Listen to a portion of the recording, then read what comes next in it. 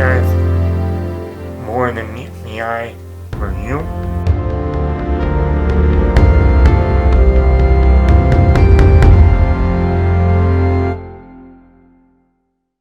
Welcome back everybody, Matt the Bat here, hope you're doing well.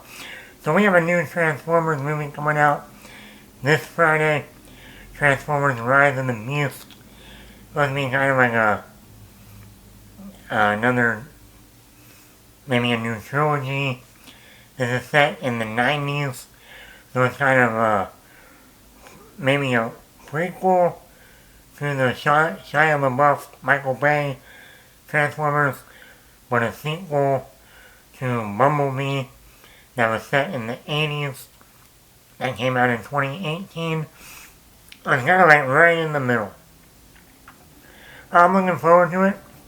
The new director, Stephen Cableton, who did Creed 2. You have a new cast, Anthony Ramos is in there, playing the main male human lead. I'm a big Transformers fan. When I was younger, I grew up with the toys, the metal toys, not the plastic ones, the original Transformer toys. I used to play with those all the time in our basement. Then, in 2007, when the first Transformers came out, live action movie, I was a huge fan of that. Loved that movie, my favorite movie of that summer. Even when I went off to college, one of the posters I got to put in my dorm was the first Transformers movie. Right, I'm going to put it up right here. Also wasn't mad waking up every morning and seeing Megan Fox. Can't go wrong with that. And I've been a fan of most of the Transformers movies. And I thought this would be a perfect opportunity to rank the Transformers movies, since we're getting a new Transformers this Friday. From my least favorite / worst Transformers to my favorite, best Transformers movie. Starting with the least or worst favorite, Transformers Age of Extinction. This was the first one with Mark Wahlberg. It's supposed to start out a new trilogy after the Sam Witwicky trilogy. This was not a good movie. I don't know what they were going for with this movie. Actually, the first 30 to 40 minutes is actually pretty good. Starts out with the fallout of Chicago and the last Transformers, Dark of the Moon. You get to learn about, Mark Wahlberg's character. He fixes Transformers. Then the government is after all Transformers because of what happened in the third film in Chicago. So it starts off really well. Are there still problems in that opening? Yeah, you got Michael Bay being a pervert with a young girl, showing how he films her. The girl is dating a over 21-year-old when she's only 17. So there's some underage stuff going on there. A little sleazy, but that's Michael Bay. But then after the first 40 minutes, this movie just another 2 hours of bullshit. If Transformers The Last Night, this was the last Michael Bay movie. This was the last Mark Wahlberg film in the Transformers franchise. This movie had time travel. This movie had going back to King Arthur. We had Stanley Tucci was in the last movie. Then somehow he showed up in this movie as King Arthur. Don't ask me how. The only reason why this one is a little bit higher than the last one is a lot better paced movie. We are introduced to Isabella Moner, who went on to become Isabel Merced. I liked her character. And it was, I even got away from the daughter and boyfriend of the last movie. Just focused on Mark Wahlberg's character. I enjoyed it a little bit more for that. And you got Anthony Hopkins in here. Can't go wrong. Transformers Revenge of the Fallen. This was the second film in the Shia LaBeouf, Michael Bay round of Transformers movies. I don't hate this movie. I think compared to the last two Transformers, this is a couple of steps higher for me. Also, you gotta understand when this was coming out, or when they were making this movie, it was during the writer's strike of 2007. So they had a script, but not a completed script, when they wanted to get this movie out in 2009, because the hype was so huge after that first movie, and it obviously cost them. The movie's way too long. You could have cut out the first 40 minutes, got rid of the parents, and I mean, even if you cut out 40 minutes of this movie would have been a lot better as a 2-hour film, or just under 2 hours. Then you also gotta remember when they were filming this movie, along with the writer's strike, they couldn't make any changes. But in the middle of filming this movie also, Shia LaBeouf got in a really bad car accident, and he completely screwed up his hand, where if you watch the movie, once they get to Egypt, he has his hand wrapped in bandages. And they use it as a plot point, as when they went through the portal, something happened in the middle of the portal that damaged his hand. So he was also dealing with that on set. Now there are issues like that. But I think the action scenes are great. The one with Optimus Prime fighting in the forest with the Decepticons, great. All the stuff in Egypt, cool, action-packed. Megan Fox, can't go wrong with her. And I like Shia LaBeouf, though. Once again, seeing another movie with Sam Witwicky, great. And yes, you also got the issues of the racist Autobots. I don't know what Michael Bay was thinking there. And then some of the humor, with the robot with the balls hanging down. I don't know what Michael Bay was thinking there either. Transformers Dark of the Moon. Now I think this is a major step up from Revenge of the Fallen. This is the third film in the Sam Witwicky trilogy. It's a lot darker than the previous two. It's a lot more serious of a movie. There's actually not much humor in this film. It's pretty dark. There's assassination attempts, going after, high-level people. The battle in Chicago in the third act, an hour long, great. Amazing. The music in this one, great. Also, the music in Revenge of the Fallen was great too. Patrick Dempsey as the human villain, what a sleazy dirtball asshole. And I loved every minute of it. And we don't get that with Patrick Dempsey. Mick Dreamy from Grey's Anatomy. But here, he was a complete asshole, and I loved it. The main problem with my main gripe with this movie is you didn't have Megan Fox.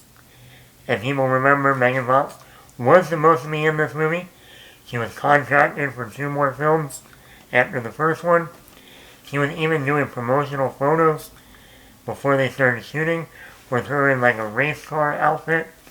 Posing near a car, and then she said something comparing Michael Bay to Hitler, and Steven Spielberg was like, oh no, I'm the guy who made Schindler's List. We don't joke about Hitler.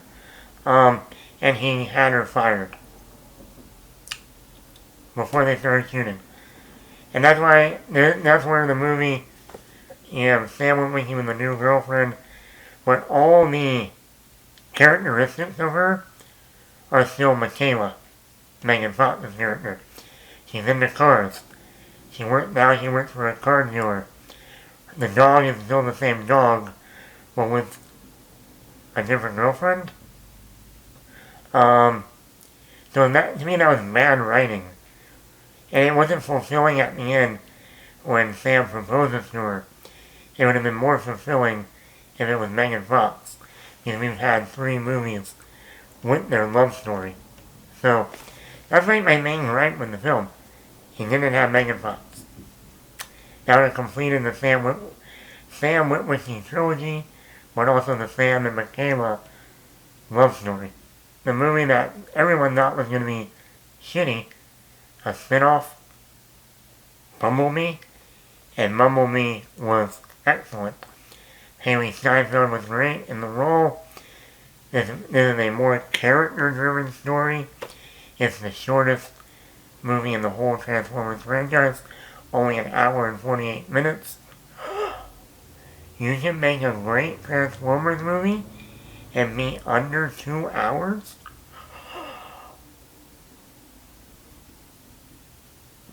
The action is great, even if there's not that much.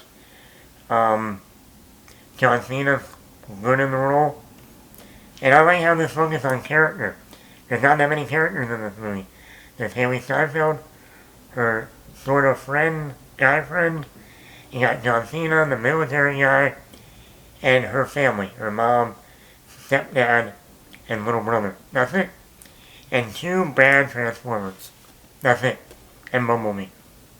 So what, 7 characters total in this whole movie? That's what I'm saying, it's focused on character. The music, the 80s music, is great. The humor works in this movie. It's emotional. The underlying themes are great. The only reason I don't put this as number 1 is it does kind of recycle a little bit of the story from Transformers. Girl wants the car turns out to be an alien robot, and there you go. That's the only thing. And it had a little bit of a different, hook. This would have been number 1. When they said they were making a Transformers movie, I go, I love Transformers. I don't know if the live action is going to work. And when they announced Shia LaBeouf as the main lead, I'm like, I don't see Louis Stevens from Even Stevens leading a Transformers movie.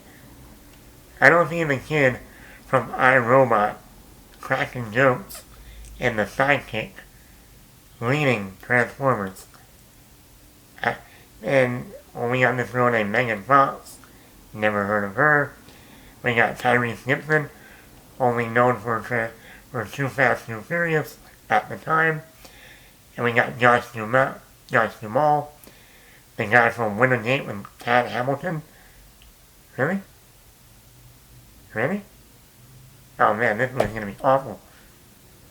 It's coming out in the summer of 2007. Well, we got movies like Spider-Man 3, Shrek 3, Pirates of the Caribbean 3, Live Free or Die Hard, Harry Potter and the Order of the Phoenix, and we got this Transformers movie. Oh, we already know what movie's gonna be the worst movie of the summer. Ha! Ha! Ha!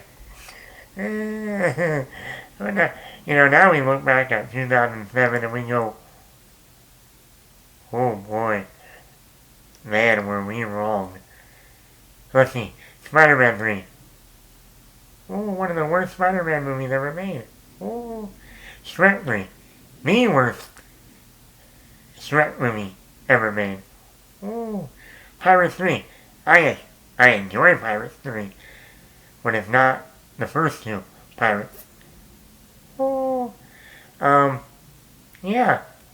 Now, I like Live Free or Die Hard. That's actually my second favorite Die Hard movie. And Harry Potter and the Order of the Phoenix is actually one of my favorite Harry Potter movies.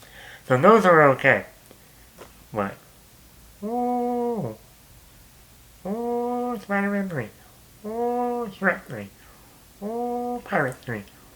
We thought those movies were going to be the top dogs of the summer. Getting down here.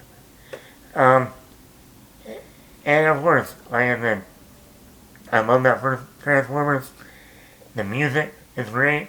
The sexual humor in that movie, perfection. Yeah, that's when Michael Bay is being sleazy, but it works. I mean, whether it's Sam Witwicky talking to Michaela, when they lift up the hood of the car, and, I wouldn't pay you for mechanical. What? and he's like checking out her body. Yeah. Yeah, guys really don't like when I, work on their car. Yeah. Oh, I don't mind a woman working on my parts. Or the mom and dad go up to the bedroom and interrogating Sam, and then the mom, well, you're all sweaty and acting weird. What were you doing? Masturbating? Judy, enough. Judy, no. And then Megan Fox pops up. Hey, I'm Michaela. Way to go, son. Ooh. Alright, Dad, mate. She can see you. And then we get into Megan Fox. I didn't know who Megan Fox was. Never heard of her. Even though she was in one of those Mary-Kate and Ashley Olsen movies. Direct-to-video films. But the one scene, that first scene, she's in the classroom. He's sitting down like this. Sam is doing his presentation. And that was it. I was like, I don't know who you are, but I'm gonna find out. Hollywood crush. 100%. Megan Fox.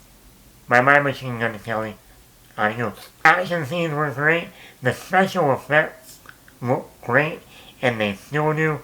The sound design, when the robots go from being a car to the robot self, or from robot form back to car form. Great sound design. Like a great music. The song from What I've Done, great. They also have some really great other songs in there. The scene in the city at the end, great. The scene in the desert at the beginning, great. You have a great cast besides Shia LaBeouf, Megan Fox. You got Anthony Anderson in here, Rachel Taylor, John Voight, Life in the Parents. Sector 7.